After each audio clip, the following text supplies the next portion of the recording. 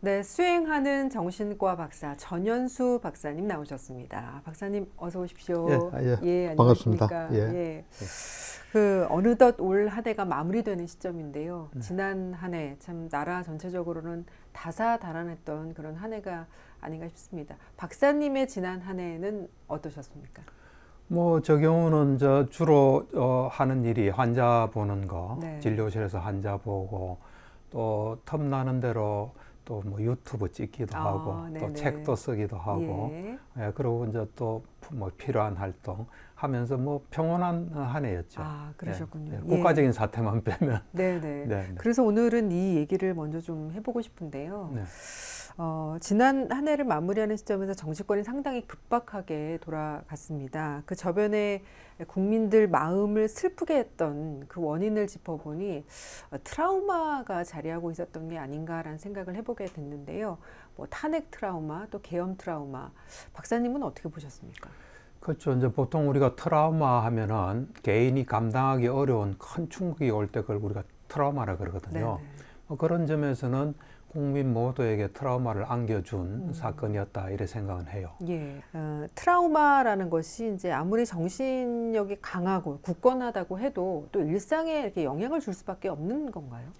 나는 뭐 이제 근데 사실은 아주 극단적인 경우 전쟁에 나가잖아요. 네네. 전쟁에 나가서 돌아온 사람도 전쟁에 대한 트라우마가 있는 사람도 그렇죠. 있고 없는 사람도 있어요. 예, 예. 또 예를 들면 집에 강도가 들어와서 때도 트라우마가 있는 경우도 있고 없는 경우가 있어요. 그 말은 어째 보면 개인마다 차이가 있을 수 있다는 거예요. 그래서 나는 이래 생각해요. 트라우마라는 거는 결과라 봐요. 어떤 무엇의 결과냐면 트라우마라는 건 어떻게 일어난 일이 있잖아요. 네네. 일어난 일을 어떻게 보느냐의 결과가 트라우마가 될 수도 있고 안 될 수도 있는 거예요. 그러니까 이제 트라우마가 된다는 건 이런 일은 일어나면 안 돼. 이거는 있을 수 없어. 이건 잘못된 거야. 그럴 땐 트라우마가 생길 수 있어요. 그렇지만은 우리가 세상을 잘 관찰해 보면 일어날 수 있는 건 일어날 수 있어요. 나 혼자 사는 세상이 아니에요. 다른 생각을 가진 사람도 많기 때문에 그럴 때 그거를 통해서 뭔가 세상과 남과 또 자기 자신 거기에 반응하는 나를 잘 보면서 좀 뭔가 발전할 수 있는 내가 좀 넓고 깊어질 수 있는 그리고 미래의 세상을 대비할 수 있는 좋은 뭐 일로 본다면 굳이 트라우마는 필연적이다. 난 그렇게 보진 않아요. 어떻게 보느냐예요. 보느냐의 결과가 어떤 뭐 불안도 될 수 있고 우울도 될 수 있고 트라우마도 될 수 있기 때문에 보는 것을 지혜롭게 본다면 어떤 것도 우리를 괴롭힐 수는 없다고 봐요. 그럼 트라우마를 극복하기 위해서는 생각을 좀 바꿔야 될 필요가 그렇죠. 있는 거군요. 트라우마를 근본적으로 해결하기 위해서는 트라우마로 본 뭐가 있을 거 아니에요. 그죠? 있을 거예요. 이건 끔찍하다. 나 이러면 죽는데 뭐 이런 게 있어요. 예를 들면 진료실에 온 환자가 보면 그 계엄 있고 바로 다음 날 나를 찾아왔어요. 왜 찾아왔냐 그러니까 너무너무 불안하대요. 계엄 비상계엄 있는 바로 그 다음 그날이죠. 그러니까 다음 날이죠. 그래서 그 사람은 자기한테 엄청난 불행이 닥쳤다고 생각하는 거예요. 자기 어떤 그 많은 것에 제약을 두고. 근데 그 사람 그래 보지만 사실은 그렇진 않잖아요. 얼마든지 병원 다닐 수 있고 약도 먹을 수 있잖아요. 또 어떤 환자는 계엄이 내리니까 나 이제 약도 못 먹는 게 아니냐 하고 그런 사람한테는 트라우마가 될 수 있어요. 그렇지만 또 잘 보면 그렇지 않은 면이 있을 수 있잖아요. 그러니까 이제 트라우마는 어찌 보면 트라우마가 보게끔 보고 있는 거예요. 거기서 뭔가 다르게 보고 마음을 좀 열고 다르게 본다면은 트라우마는 또 줄어들거나 치유될 수 있는 거죠. 수행하는 정신과 박사 전현수 박사와 이야기 나누고 있습니다.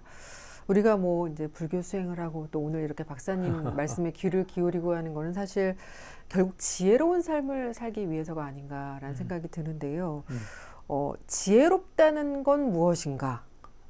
어떻게 생각하세요? 그러니까 이제 지혜를 우리는 좀 추상적으로 생각할 수 있는데 나는 뭐 그거보다는 지혜는 있는 그대로 아는 거예요. 있는 그대로. 그러니까 예를 들면 내가 배가 고프다. 그럼 배고픈 걸 아는 거예요. 또 그다음에 내 마음이 어떻다. 그럼 그걸 아는 거예요. 그다음에 남의 마음을 에 대한 지혜가 있다면 남의 마음이 지금 정확하게 어떻다는 걸 아는 거예요. 근데 그건 다심통이 있기 전에 알 수가 없어요. 그렇죠. 그럴 때 정말로 중요한 건 모른다는 거예요. 우리가 모든 걸 알아서 지혜가 있는 건 아니에요. 모르는 걸 모른다고 알면 그건 지혜예요. 그러니까 우리가 이제 정확하게 알지 못해 이럴 거다 생각하고 뭘 하잖아요. 그러면은 나쁜 결과가 나와요. 모른다면 우리는 멈추게 돼요. 해야 되는 거죠. 예. 그러니까 우리가 이제 수행을 하고 또 지혜로운 생각을 하고 노력하고 이런 모든 것이 이제 스스로의 정신 건강을 위해서기도 하지만 또 다른 사람들하고의 관계 속에서 행복을 찾기 위해서 하는 게 아닌가 하는 생각이 드는데요. 이 시대가 바뀌면서 대인 관계라는 것도 이 어떤 뭐 어느 정도가 적정한 선인지 이 기준도 좀 많이 변하는 것 같아요. 그렇죠. 예. 박사님께서는 어떻게 하는 것이 대인 관계에 있어서 좀 지혜롭게 잘할 수 있는지 이 생각도 많이 해보셨을 것 같습니다. 그렇죠. 이제 사실은 우리가 혼자 살 수가 없어요. 네. 같이 살아야 되잖아요. 예. 같이 살기 때문에 타인이 내한테 굉장히 영향을 줘요. 그래서 잘 보고 일단 잘 파악을 해요. 네. 파악을 해야 돼요. 내가 회사를 들어갔다. 그럼 회사에 이 사람들을 잘 파악해야 돼요. 파악해가지고 그에 맞게 해야 돼요. 근데 그렇지 않고 파악하지 않고 자기 좋은 마음으로 뭘 했는데 그에 다른 반응이 올 수 있어요. 그렇죠. 아주 나는 이 정신과니까 약간 극단적인 사례도 많이 보거든요. 보면 가족으로 인해서 고통받는 사람도 많아요, 사실은. 네. 이제 그럴 때 나는 참 이거는 뭐 말 같지도 않은 말이지만 우리가 세상에 딱 태어나면 딱 잘 봐야 돼요. 아버지는 어떤 사람인가, 엄마는 어떤 사람인가, 파악을 해야 되는 내보다 먼저 태어난 오빠나 언니는 어떤 사람인가 잘 보고 그에 맞게 해야지. 네. 아버지는 이래야 돼, 엄마는 이래야 돼, 뭐 누나는 이래야 돼, 언니는 이래야 돼. 고통이 와요. 예.